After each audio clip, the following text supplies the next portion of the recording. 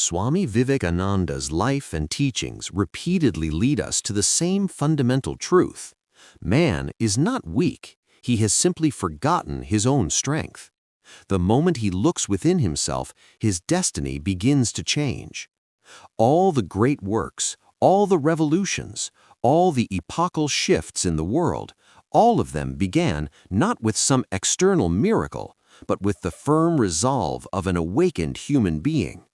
Vivekananda says that destiny is not a stone fallen from the sky, nor is it an unchangeable line in a horoscope.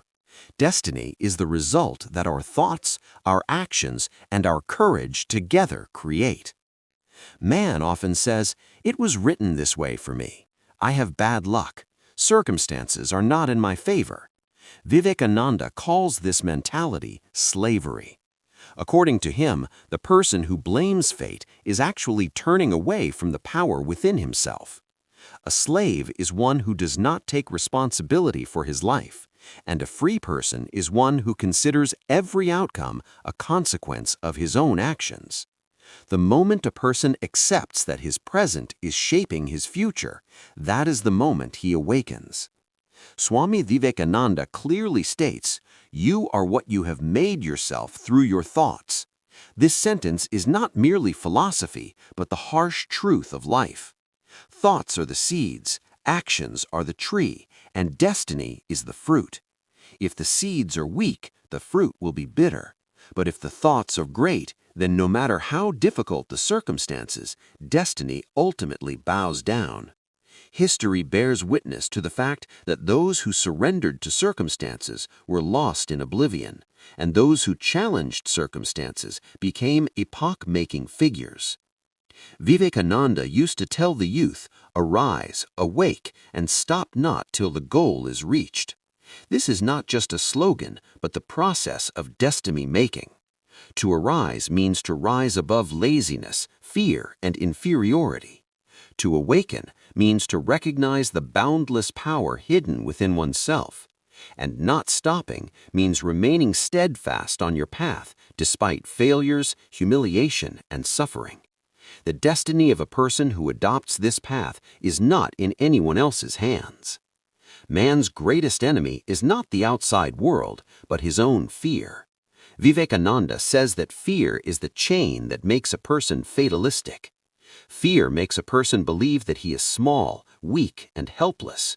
But as soon as a person becomes fearless, he sees that the circumstances he feared were actually tests for him.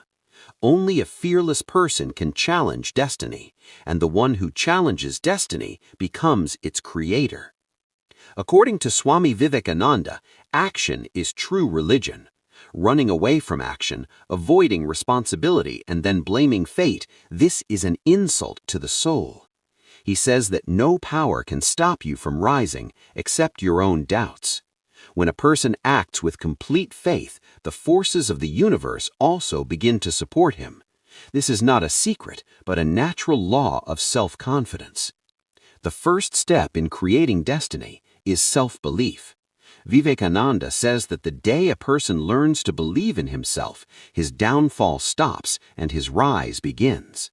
Self-belief does not mean arrogance, but accepting one's own divinity.